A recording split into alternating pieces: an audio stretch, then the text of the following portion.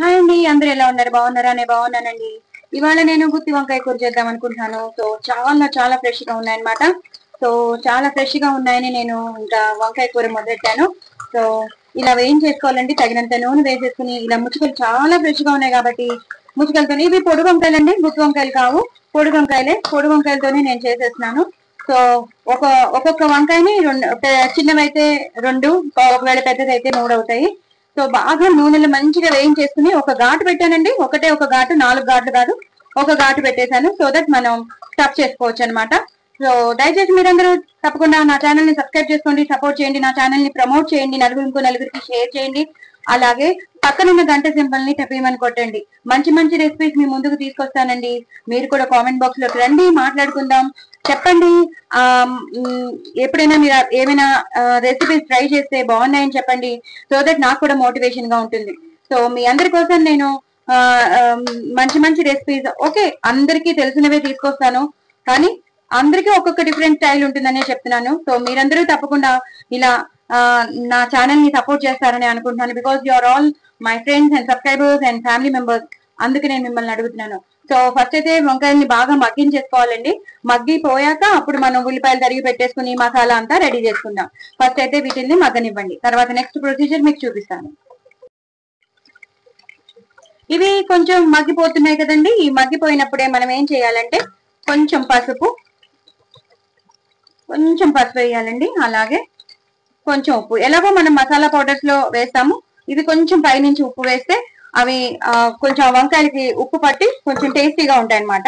అప్పుడు కావాలంటే అక్కడ పౌడర్స్ లో మనం తగ్గించుకోవచ్చు, బట్ పైనుంచి మాత్రం కొంచెం వంకాయలకి వేయండి. బాగా మగ్గిపోయే, ఇంకా బంద్ చేసేయచ్చండి, అన్ని మెత్తగా అయిపోయాయి.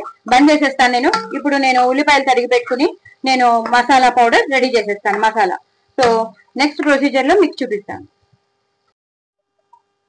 చూసారు కదండి, నేను ఇప్పుడు అన్ని రెడీ చేసి పెట్టేసుకున్నాను. ఇక్కడ ఆవాలు మెంతులు పొడి డ్రై రోస్ట్ చేసినది, ఒక్క 2-3 ఎండుమిరపకాయలు వేసి నేను చేస్తానని చెప్పాను కదా.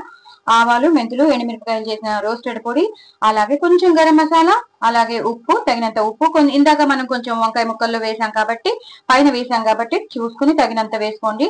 అలాగే వచ్చేసింది మంచిగా.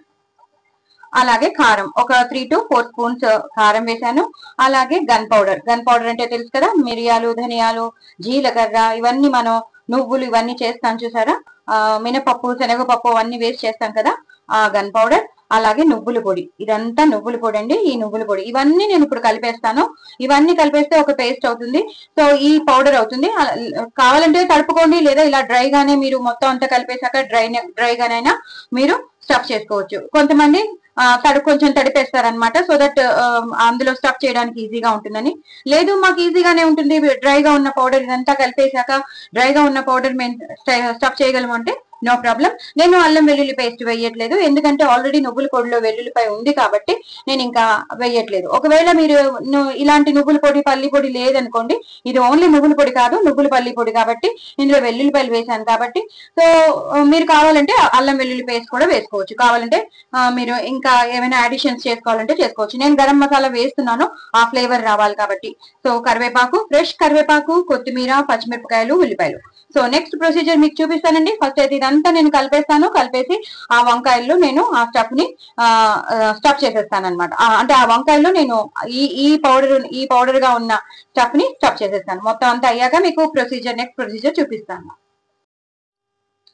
చూసారు కదండి, నేను అదే ప్యాన్ పెట్టేసుకున్నాను. సో ఏదైతే వంకాయలు వేయించానో ఆ ప్యాన్ పెట్టేసుకున్నాను. ఇప్పుడు తగినంత నూనె వేసేసుకున్నాను, జీలకర్ర వేసేసుకున్నాను, అలాగే పచ్చిమిరపకాయలు, జీలకర్ర, పచ్చిమిరపకాయలు. ఇంకా మినపప్పు, శనగపప్పు అలాంటివి ఏం వేయద్దు, బాగోదు.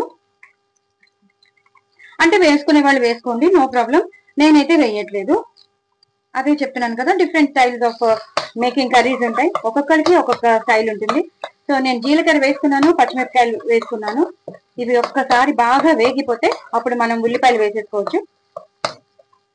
మనం ఇంకా ఉప్పు, కారం అన్ని పౌడర్స్ వేసేసుకున్నాం కాబట్టి చాలా తొందరగా అయిపోతుంది కూర. అన్ని రెడీగా ఉన్నాయి కాబట్టి, వంకాయలు మగ్గిపోయే, వంకాయల్లో నేను స్టఫ్ చేసేసాను, అన్ని రెడీగా ఉన్నాయి కాబట్టి జస్ట్ ఇంకా ఉల్లిపాయలు వేసేసి మనం ఆ వంకాయల్ని వేసేసేయడమే.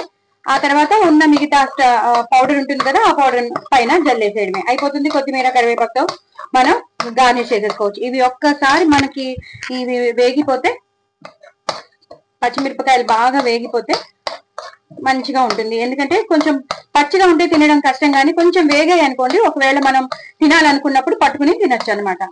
అందుకని చెప్తున్నాను. కొంచెం కలర్ మారాలి, అంటే వైట్ వైట్ గా స్పాట్స్ వస్తాయి కదా, అలా వస్తే చాలు. చూసుకోండి, మీద పడతాయి. నేను చాలా ఇబ్బందిగా చేస్తున్నాను, నాకు చాలా ఇబ్బందిగా ఉంటుంది. నెమ్మదిగా చాలా మంచి వాసన వస్తుంది పచ్చిమిరపకాయలు వేగుతుంటే. జీలకర్ర వేసాను, పచ్చిమిరపకాయలు వేసాను. ఇది ఒక్కసారి బాగా వేగిపోయి చూసారు కదా, వైట్ స్పాట్స్ వచ్చేస్తున్నాయి, పేలుతున్నాయి కూడా. ఈ టైంలోనే ఉల్లిపాయలు వేసేసుకోవాలి. నేను ఒక పెద్ద ఉల్లిపాయ వేసుకున్నానండి. ఇలా సన్నగా తరిగిన ఉల్లిపాయలు వేసేసుకోవాలి. ఇంకా నేను అల్లం వెల్లుల్లి పేస్ట్ వేయట్లేదని చెప్పాను కదా, ఎందుకంటే నేను వేసిన పల్లి నువ్వుల పౌడర్ లో వెల్లుల్లిపాయ ఉంది కాబట్టి ఇంకా నేను వేయట్లేదు.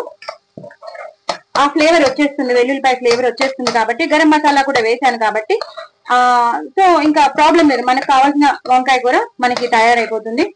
ఒక్కసారి ఇలా వేయించేసుకోవాలి. ఇప్పుడు కొంచెం పసుపు వేసుకోవాలి. ఇందాక అక్కడ పౌడర్ లో కూడా నేను అదే వంకాయలు వేయించినప్పుడు వేసాను, ఇప్పుడు ఇందులో వేస్తున్నాను. మంచి కలర్ఫుల్ గా ఉంటుంది కదా. ఒకవేళ కలుపుకుంటుంటే కూడా, గ్రేవీ అనేది కలుపుకుంటుంటే అన్నం కలర్ఫుల్ గా ఉండాలి కదా, మరీ బ్లాంక్ గా ఉంటే బాగుండదు, క్రీమ్ కలర్ లో ఉంటే బాగోదు కదా. అన్నం కలుపుకుంటుంటే కొంచెం ఎర్ర ఎర్రగా పచ్చ పచ్చగా ఉండాలి కదా, సో అందుకని పసుపు వేసుకోవాలి.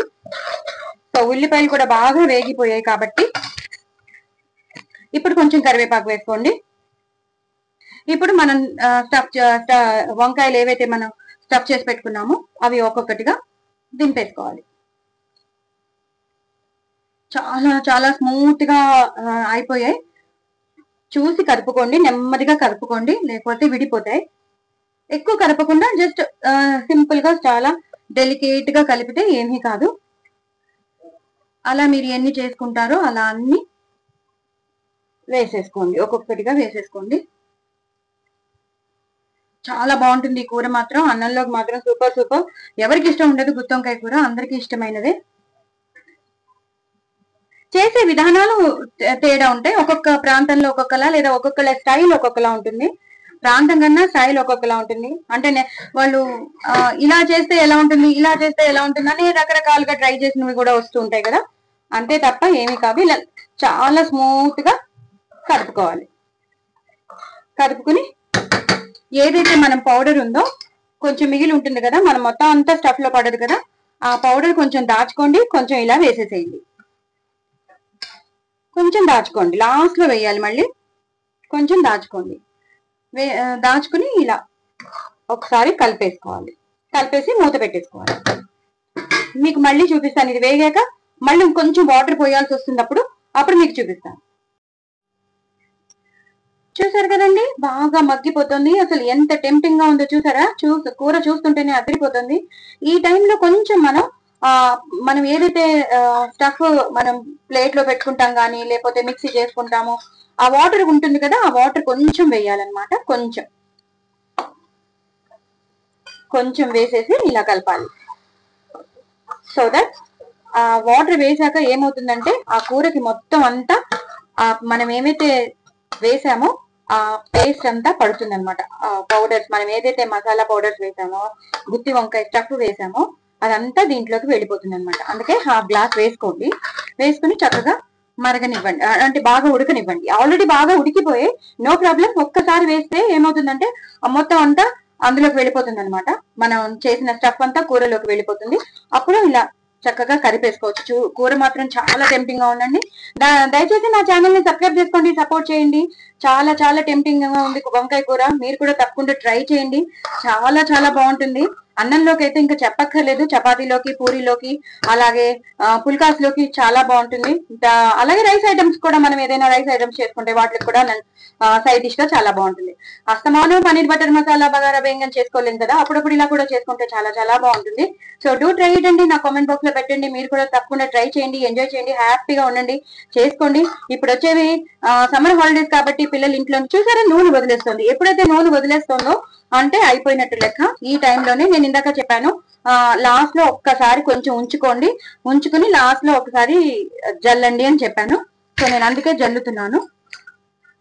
చాలా బాగుంటుంది అనమాట. లాస్ట్ లో ఒకసారి ఫినిషింగ్ టచ్ లో ఈ స్టఫ్ అనేది వేసేస్తే చాలా బాగుంటుందండి. అంటే ఆ ఫ్లేవర్ అనేది అలా ఉండిపోతుంది, మిగతాదంతా ఉంటుంది, ఇందాక ఉడికినది అంతా ఉంటుంది, బట్ పైనుంచి మాత్రం మళ్ళీ డ్రైగా వేసామనుకోండి అదిరిపోతుంది అనమాట. సో ఇప్పుడు ఇంకొకసారి కలిపేసుకోండి. మీకు కనిపిస్తుంది కదా కూర అంత నూనె వదిలేస్తుంది. చాలా చాలా టెంప్టింగ్ గా ఉంది కూర మాత్రం. అంతే, అయిపోయిందండి కూర. ఇప్పుడు నేను గార్నిష్ చేసేసుకుంటాను. కొంచెం కరివేపాకు, కొంచెం కొత్తిమీర. కొత్తిమీర మస్ట్ అండి, ఎలా అయినా సరే కొత్తిమీర మాత్రం తెప్పించుకోండి. అయిపోయిందండి కూర. దయచేసి నా ఛానల్ ని సబ్స్క్రైబ్ చేసుకోండి, సపోర్ట్ చేయండి. వెరీ వెరీ టేస్టీ వంకాయ కూర, గుత్తి వంకాయ కూర. బాయ్ అండి. సబ్స్క్రైబ్ చేసుకోవడం మాత్రం అసలు మర్చిపోతే. బాయ్ అండి.